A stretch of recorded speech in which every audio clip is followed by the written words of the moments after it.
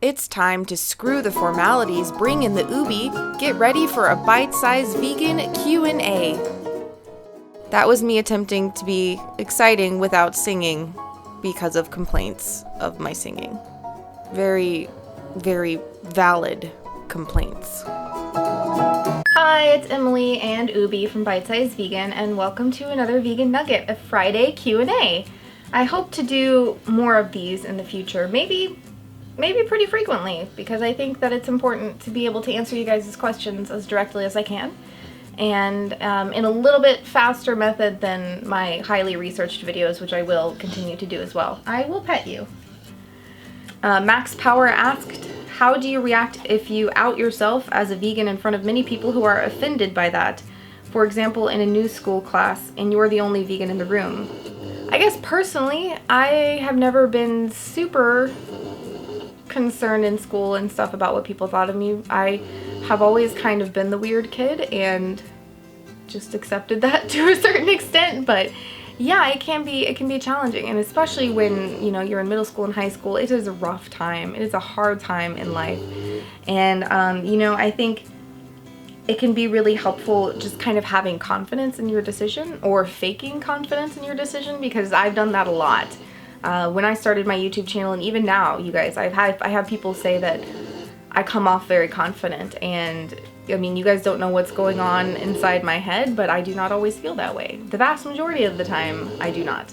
But it's kind of, you know, you can kind of fake it till you make it. You can also, you know, kind of, again, have your facts behind you, but you don't have to be aggressive about it. And you know what, honestly, if you're not comfortable yet saying that you're vegan, if it really is difficult at this point, if you're brand new and you're young and you're, you know, in an unsupportive school environment, I don't think you have to lie, but I also don't think you have to make it a huge deal. You don't have to announce it unless you want to and you're ready to.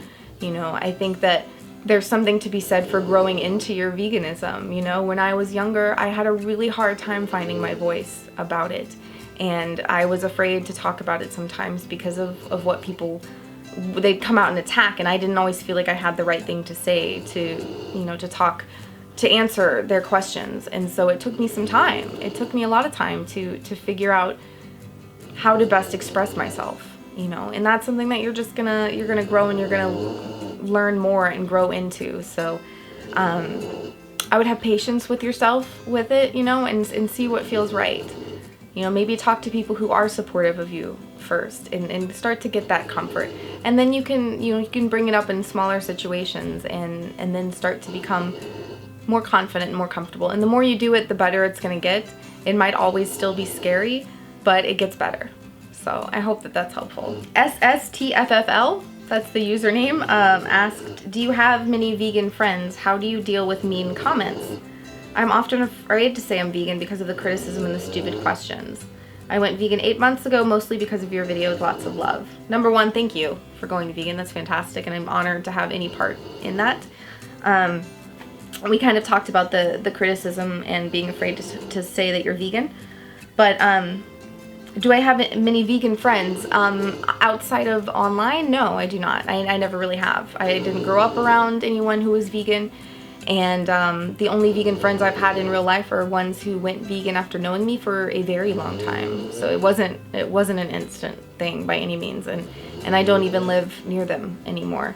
So no, I've typically lived in areas that are not very vegan friendly, and lived around people who are not vegan.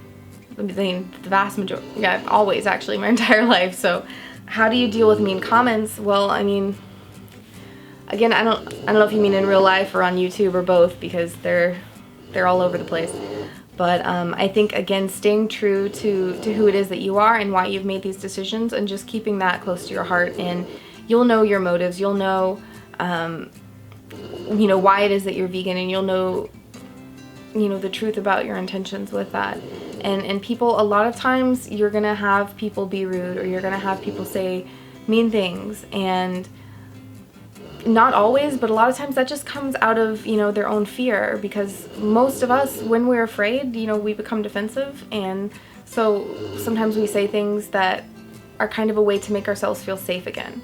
and that can be hurtful at times, you know, but it's a defense. It's a defense just to feel that security, you know, and we all do it. At least I know I do it, you know. So kind of knowing that a lot of times, like, what people say, if they say something mean, a lot of times it's more about what they're going through than who you are as a person, and just knowing that it's not really possible to know what they're going through either. So, you know, you can kind of chalk it up to that. You know, maybe they've had a really bad day. You never know. But just kind of, you know, moving on and focusing on what's important, and focusing on yourself and why you're doing what you're doing. Kawaii Dolly, if that's how you say it. Do you think that wearing fake fur perpetuates the idea that fur is okay, or kind of normalizes it? As a fellow vegan, I never wear fake fur because of this reason. I'd love to hear your thoughts. So I can see both sides of this, honestly. I do understand the fact that having fake fur or fake leather could make it seem permissible, that it's okay to do. That's sometimes also an issue with wearing, you know, leather shoes that you might have had before you went vegan. You know, it might give people the impression that you're okay with that. But I think fake fur, fake leather, and it's the same reason I'm actually also in support of fake meats and fake cheeses and fake milk. I think that they might do more good than harm, because they open up veganism that much more to people. Because as humans, just by our nature, we resist change, especially when it means changing a lot. And the less people have to change or alter about their behaviors to be vegan, the more likely it is that they will be vegan. You know, the more that we can still wear what we want to wear, look the way we want to look, eat what we want to eat, you know, have the tastes that we like and that we're used to, the far easier it is for us to go vegan, you know. And the animals, you know, don't really care what we eat or what we wear as long as it's not them. You know, the planet doesn't really care as long as it's not destroying the planet. So I do see that side of it seeming permissible, but it can also be kind of like a billboard for the fact that if people think it's real fur and it's fake fur, then it shows the fact that you don't really need real fur if it looks the same. You know, like you can do without the cruelty and still have the same aesthetic. So for that sense, I do think that they can be a good, but I do understand that the other side of it, and I think that it can be a bit of a double-edged sword. Ubi's been terribly helpful for this. I hope that you enjoyed this Q&A. I hope it was helpful, and I do intend to do more of these in the future. If you liked it, if you like the idea of having more of these, give the video a big thumbs up. Please share it around to help others who might have similar questions. If you're new, I would love to have you subscribe to the channel. You can just hit the button down there, and you can get more awesome vegan content every Monday, Wednesday, and some Fridays. Hope that was helpful. Go live vegan, get some answers, and I'll see you soon.